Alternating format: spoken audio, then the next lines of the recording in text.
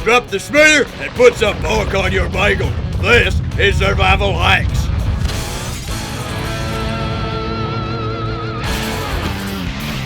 Try and picture it. You're at a sunny SoCal seaside shack practicing your yoga poses before sauntering down to the sand. Or wait, maybe you're driving down the Golden Pacific coastline taking in picturesque panoramas as you glide at 65.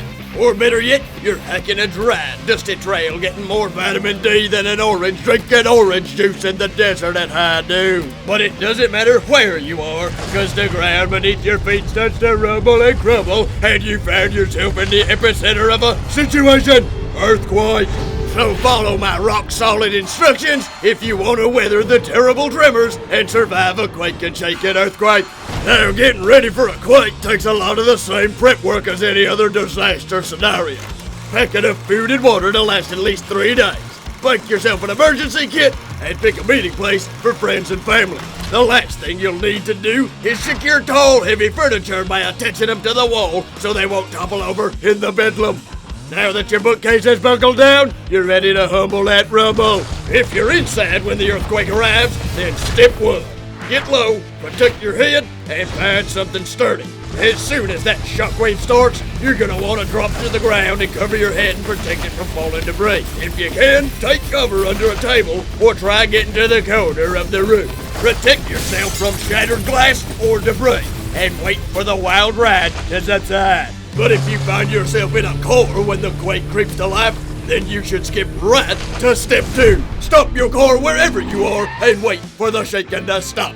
Just make sure you don't stop next to any tall buildings or trees that could come a-tumbling down. After the quake, slowly and carefully drive to a safe spot and avoid bridges, overpasses, or any particularly perilous stretches of road.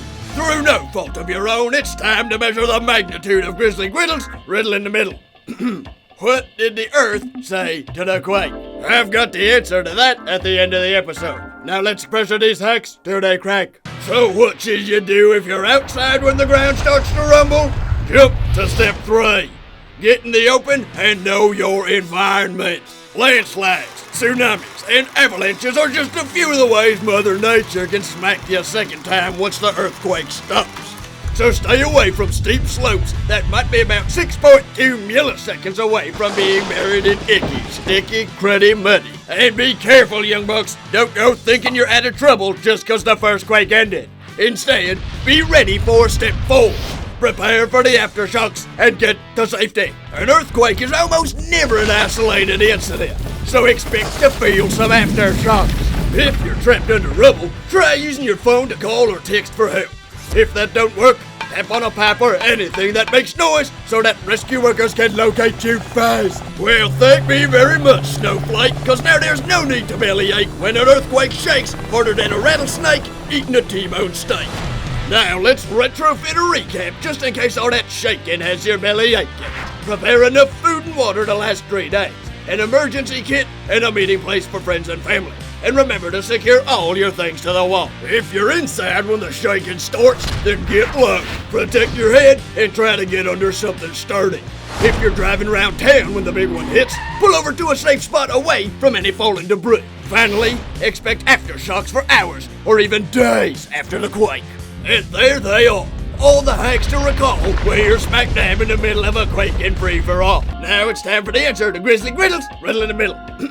What did the Earth say to the quake? You crack me up. Heh, now that's so funny, I'm pretty sure it measured on the Richter scale. Well, it's been my pleasure to measure the magnitude of your aptitude on another episode of Survival Hacks. And remember, real survivors don't go looking for danger. So stay safe and stay smart if an earthquake happens. Signing off, I'm the man of the hour, fist quaking with the power, too sweet to be sour, a one-man meteor shower, speaking from the top of an ivory tower. I cooked my cauliflower with nuclear power, I grew taller than a sequoia, fist faster than Oscar de la Hoya. I'm the guidepost of the Golden Coast, Grizzly Griddles, over and out.